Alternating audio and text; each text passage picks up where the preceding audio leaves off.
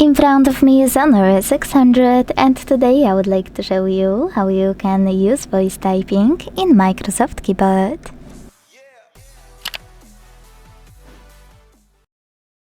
First of all, launch your keyboard.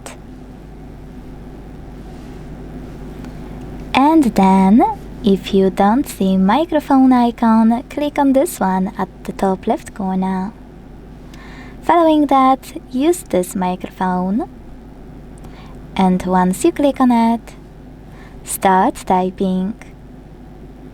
As you can see, voice typing is on.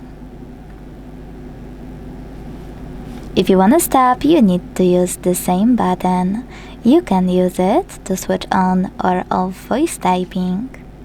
You can use this one on the right to remove text on the go, or this one over here to manage some available options.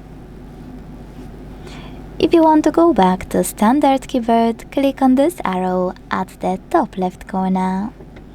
Thanks so much for watching. If you enjoyed this video, leave a like, comment and subscribe. Bye!